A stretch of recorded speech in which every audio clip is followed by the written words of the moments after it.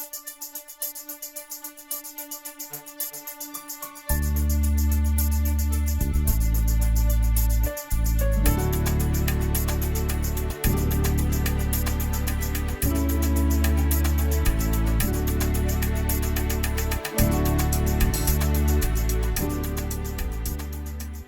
idea of this is that we're going to do these seminars once a year for 3 years, and we're going to set up a team both in the United States and in Belize that will fully be able to take care of all the babies born with clefts, and we'll talk about that throughout the day. I want to tell you just a little bit about LEAP. We are a mission organization, and we've been doing this for 31 years, and we never ever decided that we were going to be a mission organization.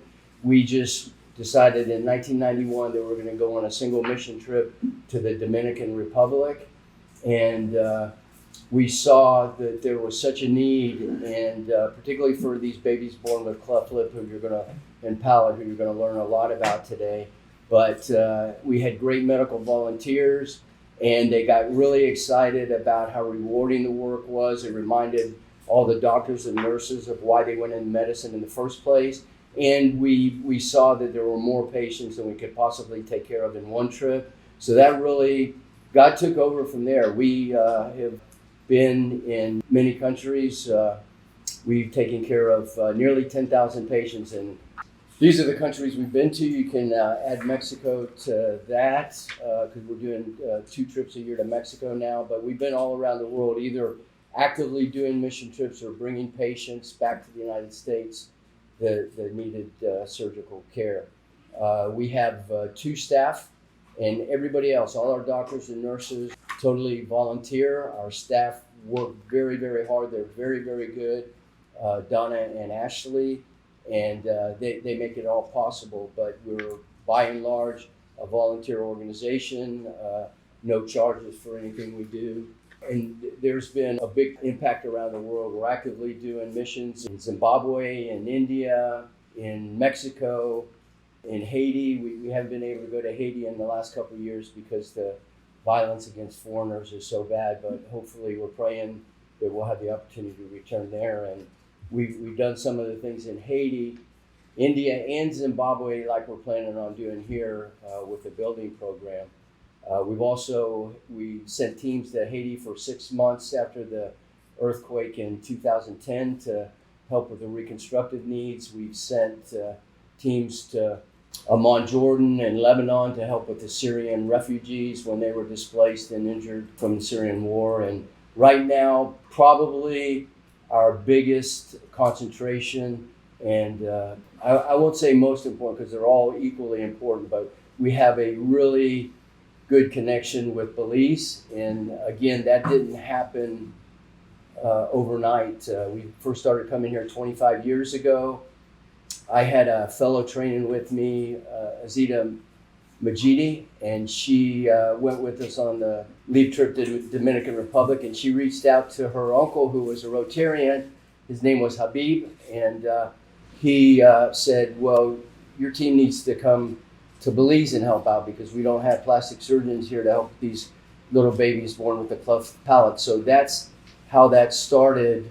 And we do more different specialties in Belize than we do in any other country, and I'll show you some of those as we go through. We started in Corzal actually 25 years ago. We worked there for 2 years, but for the last 23 years we have been at Northern Regional Hospital, and that's where we currently are doing our missions, and that's where we're going to partner with this wonderful hospital and their wonderful doctors and nurses to help with this new program that we'll tell you a lot about. The Rotarians, nothing would be possible without the Rotarians. They've been by our side through thick and thin. They've been by Northern Regional side through thick and thin. My kids grew up coming to Belize. We stayed with Ed and Benita, many, many years ago, and then Leslie and Jovita, and it's just been a wonderful experience. Quick story, when my son came with us, he was 10 years old, and his favorite show was Animal Kingdom, and we don't have iguanas in Texas, so he was fascinated by the iguana. So he went out and he caught one outside in Benita's home in a drain pipe. And then he thought he was quick enough that he could grab it behind the head and play with it, but the iguana got the best of him and nipped him. So he said, well, that just means I need to let him go. But our kids grew up coming to Belize. It's really home away from home for us and many of the LEAP volunteers. Dr. Sermon, who you'll hear from, has been with us for many, many years. There's a cycle of volunteers that they have different life experiences where they have to move on and are no longer able to do mission trips, but we have many, many who stay. And there's so much excitement about when they go back and we all describe it as, yes, this is why we went into medicine, to help other people for the pure sake of helping them and seeing them get better. And that carries into the work that we do anywhere when we're back working at home in our hospital, and it creates you kind of, when you see somebody that you've been on the other side of the world working to make lives better, when you see them walking down the hall, it just lifts up your spirit, and there's a smile of knowing something very special. So that kind of camaraderie and community gets passed on through new generations, and we always have doctors and nurses recruiting younger people. So that's how we stay fresh and keep doing what we're doing. Yeah, this is a picture of our team that came last June. This is the first trip that we were able to take after COVID started, and we got shut down quickly after that, but we were able to do that trip, and that's our team with Ramon and John from the Rotary Club. We have very caring nurses. This is our nurses preparing a young Mennonite surgery for cleft lip surgery. A loving mother getting her baby back from surgery after the cleft operation. Dr. Gilliland has been an essential part of our team. He's brought the eye program, the second longest program after the plastic and reconstructive program. Dr. Gilliland has changed probably thousands of little children and adults with eye problems. He's also saw his family grow up here. His two little ones started coming here and his wife came here to help us out every year, and that's his wife Mimi, who is able to comfort the mothers and explain to them and pray with them while their little baby's going back to surgery. And this is Randy Tronick. He makes prosthetic eyes, and he reached out to us, and he went with us to the Dominican Republic, and he asked, could I come to Belize? I really want to bring my son, who's thinking about going into the same profession as I am. Randy lost his eye growing up, and he had obviously a personal experience with the power of having an artificial eye when you lose your eye.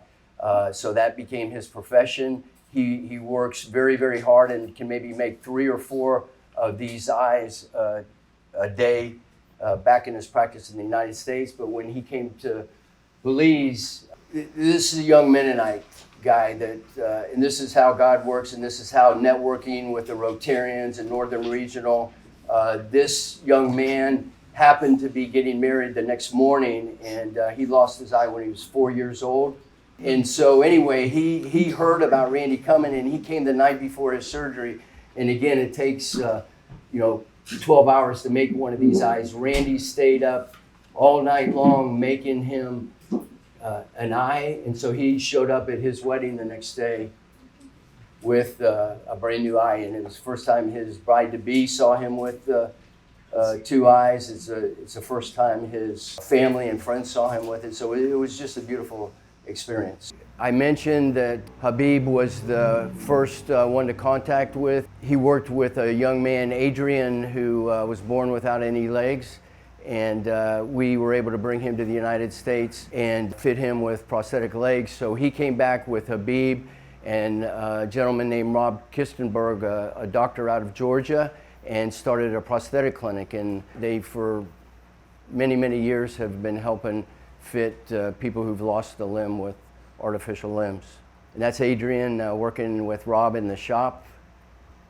We've started a dental team. What we try and Our ultimate goal, and we've done this in Zimbabwe, is to train young surgeons, babies born with cleft lip and palate. And again, we're going to talk a lot about this today, but it's 1 in every 700 babies, and they don't have a chance at living a normal life without a lot of personal care. But it's a very specialized service that in a country that's doing everything they can to keep up with all the other needs that come before this, then there's not really an opportunity for somebody to specialize in this procedure. So what we want to do is come in. We do not want to displace anybody. We want to facilitate everything. We want to add programs that are not currently a part of the countries that we partner with. But eventually what we want to do is just to help train people so that we're not even needed, so that we can be used for something else, another specialty, another higher level of a specialty. And we just want to educate and facilitate and partner along. We never ever want to displace. This is the newest program we added. This is Nectali. He's a missionary here in Belize, and he was born with a condition that causes multiple skin cancers, and actually his father just died this past year from the same condition. This won't happen with Nectali because this new program, this is him shortly after the reconstruction. It's all healed now. You can't even see the scars. He'll show up and we'll get to see him this weekend, but that's a program Dr. Parker purchased and we shipped with the help of Landy and the Rotarians, a special machine here called our cryostat, where Dr. Parker and his team and other teams that will be working alongside of him can take out a skin cancer, look at it immediately under the microscope, make sure there's a 100% cure, not take out any more tissue than is absolutely necessary, and that specialty is called Mohs surgery.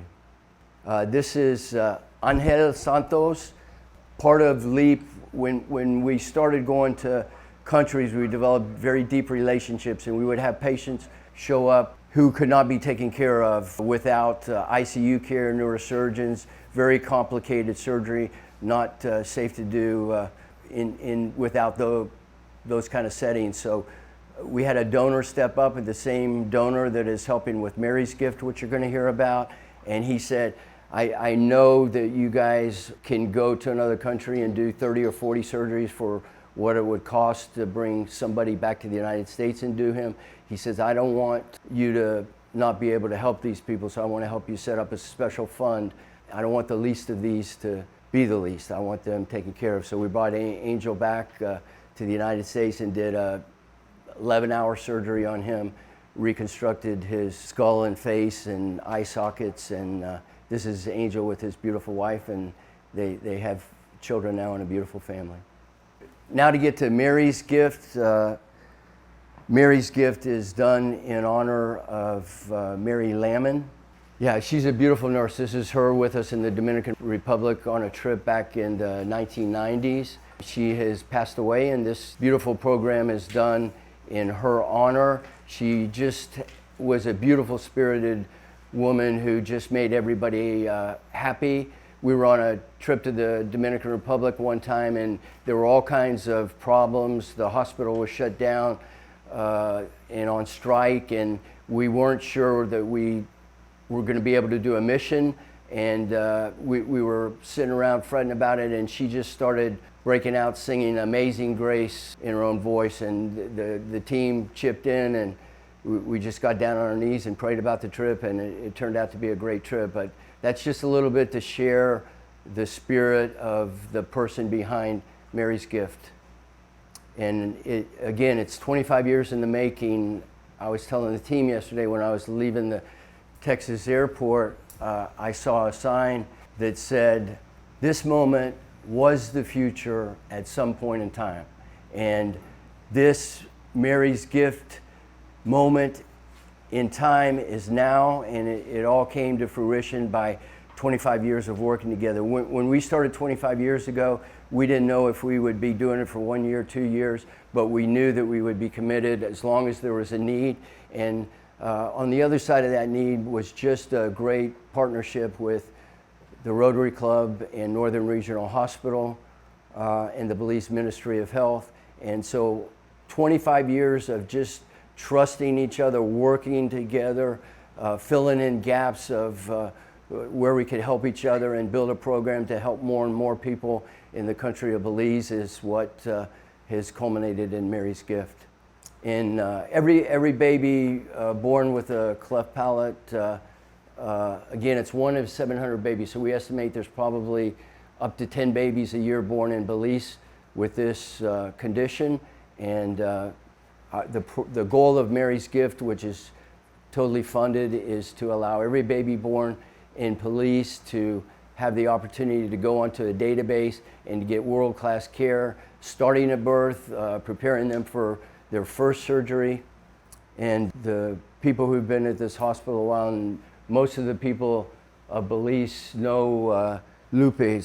Yeah, just a beautiful, beautiful heart and spirit for helping others, and she's been an essential part of not only LEAP, but other mission programs that have come to Belize. And we have a building program that, in addition to funding the structural operational program of Mary's Gift, is going to have a special room dedicated to Lupe. You know, that's kind of just Lupe with her hands out, just welcoming the world and doing everything she can with her big heart to help. This is also honoring a nurse that is was very close to Cheryl and I. She passed away this year, but beautiful woman, Ann Shimmick. She helped me start LEAP. She and another nurse helped me collect boxes and put them in my back room at my house to go on our first mission trip to the Dominican Republic. And this picture kind of epitomizes Ann working so hard. She's got sweat all over her scrubs and hadn't had time to eat, so she's grabbing a quick bite. But there's also going to be a room dedicated to caring for these cleft kids in honor of Ann. Yeah, why is this program important? Because every baby that's born with a cleft doesn't have a chance for a normal life, and usually in every way they're normal, beautiful children who really do have the potential to live completely normal lives with the proper care. The average baby born with a cleft needs 4 to 6 operations over their entire childhood, up to 18 years in a boy. And we're committed to that. We've been here for 25 years, so we only start this program knowing that we're going to be committed as an organization for as many years as it takes to make sure that when a child gets added to our database at birth, that they get the care they need through their entire childhood. Yeah, thank you. Thank you very much.